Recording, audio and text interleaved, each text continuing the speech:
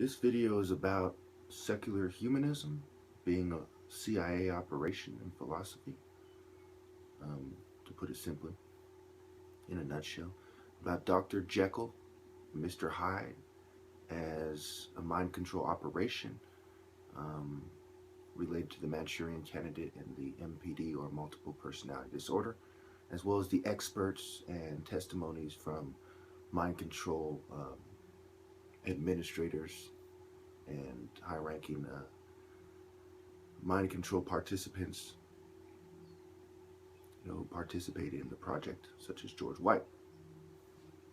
Now, for a long time, I've been talking about the dangers of secular humanism.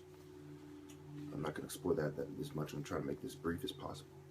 So these people have been provoking me for a long time. They did not want me to wear this shirt. So the apparel design people on eBay, they directed me to them. And so that whenever I made a shirt that they want me to see, that they didn't want people to see, that they would do something to it to reduce the likelihood of me actually wearing this shirt.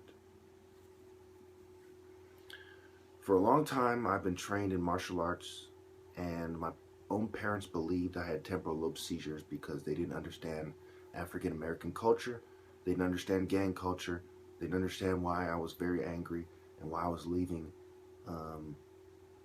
during the day and night and smoking marijuana on the roof and things of this nature. So psychiatrists saw a priceless opportunity to exploit this misunderstanding and to get rich off it. And later on, they made the decision that they were going to do these mind control experiments on me, which they're still doing. Now, let's start proving some of these claims, shall we? A lot more difficult than you would think to create these Jekyll-Hyde personalities. So Jekyll-Hyde personalities equals multiple personality equals the Manchurian Candidate. So why is there a comment about the difficulty of creating Jekyll-Hyde personalities when there's only one contact with each of the Johns? He has sex and he gives LSD. You can't possibly be creating a new identity in that guy. So the only possible person you could be creating a new identity in is the prostitute. So my theory, which I can't prove, is that there's two layers. There's always layers and levels and layers and levels and layers and levels. So Get to that, explore that later. I was a little surprised when I found out that Carl Rogers is on the list. Since I'm a psychiatrist, I've heard of Carl Rogers because he's a psychologist. He's one of the probably top 5 psychologists in the 20th century. And his therapy method that he developed is called client-centered psychotherapy. And he's a humanistic psychologist. Okay, client-centered psychotherapy. He's a humanistic psychologist, Carl Rogers, okay? This is key. The secular humanistic movement, the secular humanism,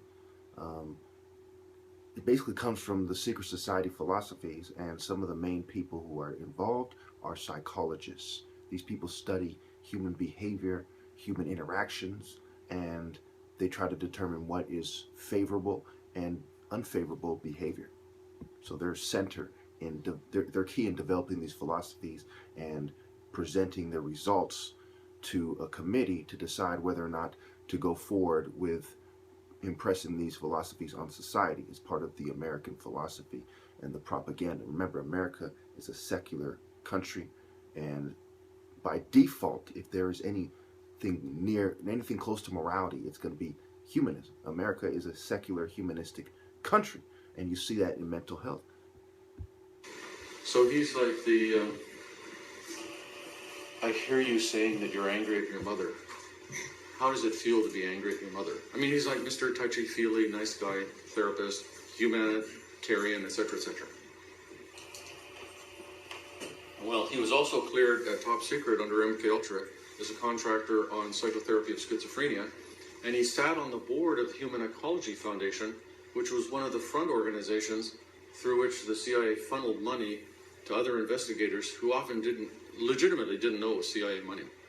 So not only was he cleared at top secret as a mind control contractor himself personally, he was high up in the administrative hierarchy of overseeing the cutout organizations. The front organizations are called cutouts.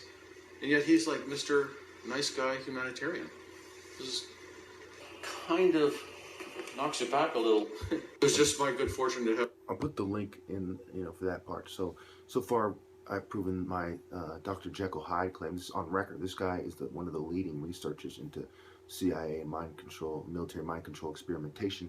Psychiatrist Dr. Colin Ross. Now he's actually gone there and went through the documents for a day. That 150,000 MKUltra documents, and he's written books about it. He's interviewed people, and he was there during the 70s during the satanic ritual abuse scandals and cover-ups.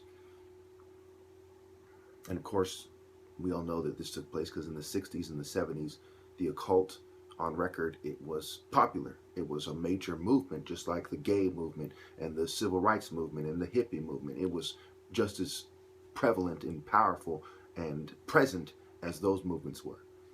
So there's nothing here is conspiracy theory. All this is fact. It's documented, and you can receive those documents yourself through the Freedom of Information Act. It was just my good fortune to have this case history I'd written out, and he was just looking for one more paper to fill this special issue on hypnosis. I thought, oh, good. So it wasn't until a decade later that I found out that he was actually MKUltra contractor. So these guys are directly involved in the day-to-day operations of civilian psychiatry. And some psychiatrists have no idea what the backstory is, and some are totally filled in. Remember, all this is centered in California, 45 minutes from where I live. I mean, it is impossible to look at what I'm saying and to think that I'm, crazy or something. And also, you see that sort of Dr. Jekyll, Mr. Hyde personality myself. You see, right now, I'm Dr. Jekyll. When I get angry, I'm Mr. Hyde. And what triggers me is the things that would trigger most civil rights activists. But since I'm the top martial artist in American history, I've put $3,000, my money where my mouth is. Other people making that claim are just other people making that claim. I'm the guy with over 100 victories, no losses, beat the last challenger 10-0, who put $3,000 for almost 3 years where his mouth is. So you have to take that into account. That is also not conspiracy theory. The empirical evidence supports that I'm the top martial artist, and that they have every reason in the world to try to defeat me and discredit me and take away from my believability, my credibility, and my reverent power by beating me, but they cannot do it. It's very key to this. Still being watched. And there's many ways in which he abused, controlled, and exploited her, all documented. This is key too. And in the book, The Three Faces of Eve, they talk about getting her handwriting analyzed by a military psychologist at Camp Gordon. Thigpen himself was formerly a military psychologist at Fort Bragg. They took her to a meeting on a military base and displayed her to the audience of military psychiatrists as an interesting case of multiple personality. And in the book, they have a kind of a psychological analysis procedure done to look at whether her alter personalities are distinctly different or not. And the guy who is the consultant on that, Charles Osgood, is himself a top secret cleared MKUltra contractor. And they published a paper in the journal edited by Martin Orn, who is a top secret MKUltra contractor. So it looks to me like not only is this the worst case of medical malpractice in terms of financial exploitation ever, but these guys are also plugged into this network of mind control doctors. Now, this is key as well, because they had me sign a contract when I was in the psych ward, and it violates basic medical ethics, the Hippocratic Oath, and among other things, and also the Nuremberg Code and certain UN codes regarding non-consensual human experimentation and, things of this nature. Military mind control experimentation. So you see these people exploiting people and getting away with it. So they say, you know what? That person got away with that, because they're watching how this plays out. Part of MKUltra was also a project, if you will. It says, You know, once this thing comes out in the open, how does it play out? And what can we learn from that when we do it again? You know, well, these people who exploited this woman for her book rights, right? She got $3. They sold over 2 million copies. Okay? They got away with it. So they had me sign a contract, and I don't know what is in that contract. I was heavily drugged and heavily stressed during the time. You know, it is insane. It's drugging somebody in the psych ward and then getting them to sign a contract under the pretense that they need some paperwork signed before you go to the next hospital. You know, and they know that you are trying to act in a way that will get you released. You're trying to get on their good side. Okay? That's part of how they get you to take the drugs in the psych ward. You want to get on their good side, so they release you. And they make that absolutely clear to you. The staff makes it clear to you. The staff advises you on how to talk to the psychiatrist. They say, first and foremost, take your medicine. You know, they start describing different ways for you to act in a way that is, you know, favorable to you, you know, to your goals, to trying to get out of the psych ward, trying to get discharged. You know, these people have no ethics at all. And who was doing it? It was the secular humanists. It was the secret societies. Remember the last video I posted, the Masons, the Scottish Rite funded MK Ultra. All the people I have been telling you for years are concerned with order and lies and illusions and twisting religion to make themselves good, even though they do something as blatantly obvious as removing the warrior aspect from society, from religion, which is insane.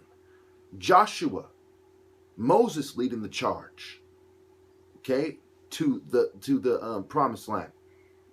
Samson, put on your armor of God. You know, I mean, it is insane.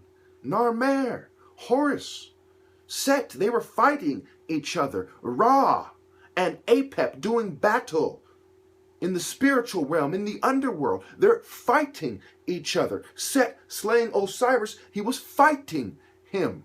To remove the warrior aspect, which is probably the most important aspect. Why is there a divine order? Because there's these great warrior deities in Egyptian mythology, and in order for them to avoid going to war and creating fucking, you know, mayhem and chaos, you know, and havoc, and wreaking havoc on the spiritual world and on our world, there's this balance, there's this mayat, there's this divine order.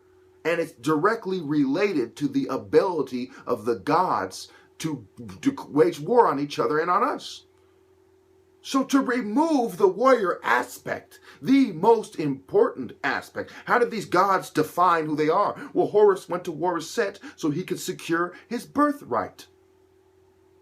To remove the warrior aspect is insane. Now we're talking about something else. It's called the white man, the Judeo-European lie, the Judeo-European twist of Egyptian mythology. The warrior pharaohs, oh, we're going to remove the warrior. A warrior uniting Upper and Lower Egypt, we're going to remove that too. Because it's a bunch of effeminate little sissies, a bunch of secular humanist sissies that are twisting things behind the scenes. Annie Besant, she was a secular humanist, 33rd degree Mason. Eastern Star, I believe. And there are countless examples. It's a bunch of secular humanist psychologists, psychiatrists, chemists, and pharmacologists. They're doing this. You cannot control the mind without increasing suggestibility, so you need drugs. They are covertly drugging me, and they are provoking me because I am the best candidate as for you know, violence in general.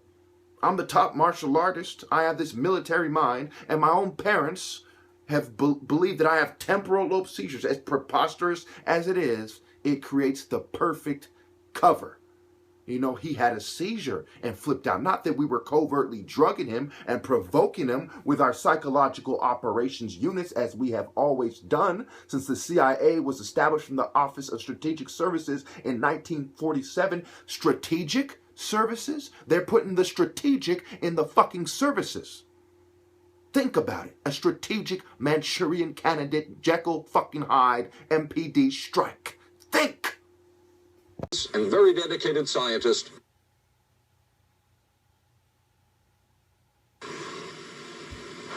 and one of George White, the man who helped the agency in so many of its programs. He would retire here to Stinson Beach, California. And shortly before his death, he wrote to his boss at the CIA, Dr. Sidney Gottlieb, and summed up his career by saying, "It was fun, fun, fun. Where else could a red-blooded American boy lie, kill, and cheat, steal, deceive, rape, and pillage, with the sanction and blessing of the All-Highest?" Has mind control been achieved? From all of the available evidence, it appears doubtful. The human will has prevailed up to this point. But as we have seen, work is continuing in this field. Work that we still don't know very much about.